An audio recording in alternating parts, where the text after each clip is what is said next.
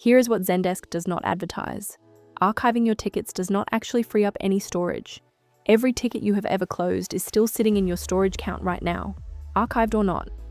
This guide breaks down exactly how ticket archiving works, what you can control, and a smarter way to deal with it.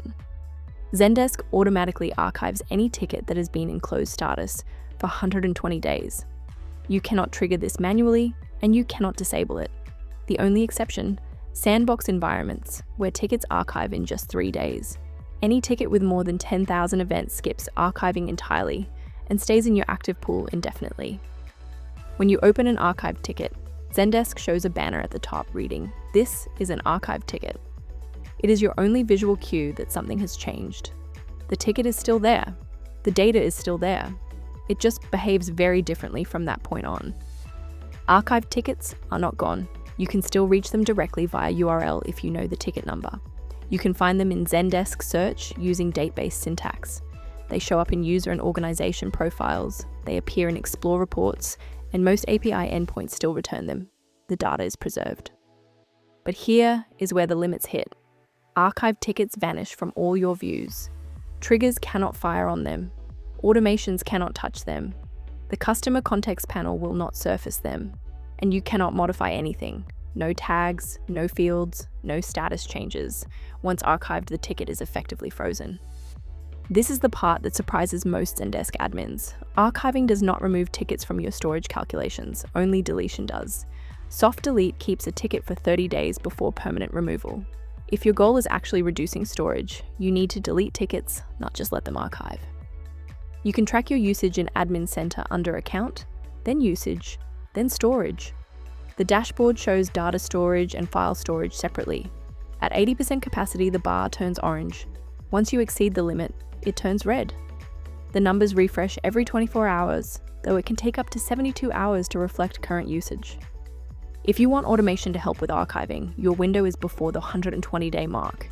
You can set up Zendesk automations that tag tickets 90 days after closure, send agent notifications about tickets approaching the archive threshold, or update custom fields to flag retention status while you can still act on the ticket. Zendesk does offer native exports, but with real limitations. JSON, CSV, and XML exports only work on professional plans and above. Attachments are not included. There is no automatic scheduling. Every export has to be triggered manually, and there is no built-in way to delete tickets after exporting them. For teams that need more, Knots.io is the most prominent third-party option in the Zendesk marketplace. It exports tickets as readable PDFs with full attachments, supports scheduled and event-based exports, delivers files to S3, Dropbox, or FTP, and can bulk delete tickets after export. Critically, it works on all Zendesk plans, including Team. eesel AI approaches the problem from the other direction. Instead of managing what happens to old tickets, it stops tickets from accumulating in the first place.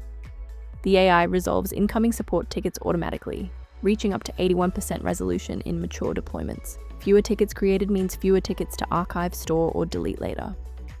By resolving the majority of tickets automatically, eesel AI cuts the volume of data that ever enters your long-term archive. You connect it directly to Zendesk, train it on your help center and past tickets, and define escalation rules in plain English. No complex configuration, no separate archiving workflow to manage. If you want to shrink your ticket backlog instead of just managing it, eesel AI offers a free trial at eesel.ai. No credit card required. Connect to Zendesk in minutes and see how much of your support volume can be handled automatically.